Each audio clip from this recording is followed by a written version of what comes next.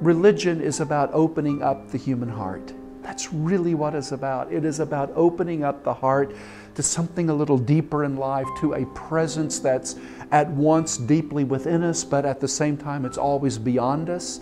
And so anything that opens up the human heart, potentially at least, is a profound religious experience.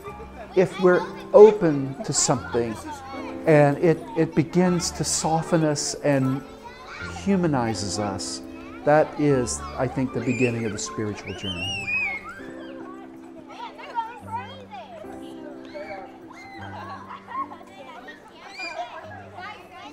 From a pastoral perspective, I've been with so many people at such tender moments in their life, where they're going through a difficult time, or maybe they have a loved one who's dying, or maybe they themselves are going through a very difficult illness.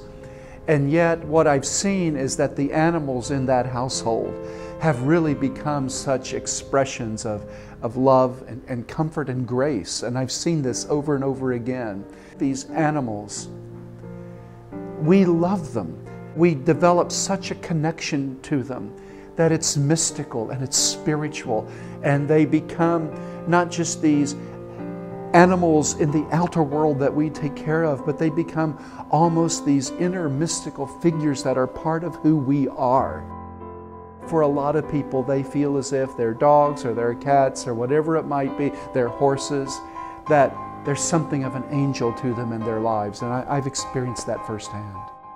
We're beginning to understand now that there's really not a top of the chain and a bottom of the chain. It's really more like this marvelous web of life, and everything is connected to everything.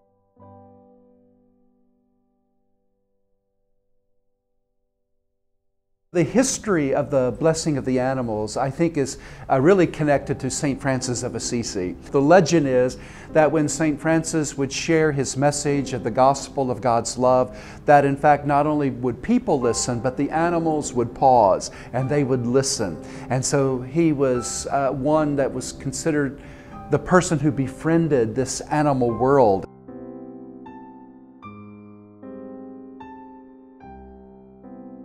I've been surprised at how powerful that service is, because what it really helps people understand is that there really is a connection between these animals that we love, these pets that we take care of, and we bless them. But the truth of the matter is they have already blessed us. And so the fact that we're able to bring them to church one Sunday out of the year and we all sort of share in that communal experience, it acknowledges that there's something deeply spiritual about these animals in our lives. And you know, I think people really feel a real sense of gratitude and a real sense of joy when we gather together.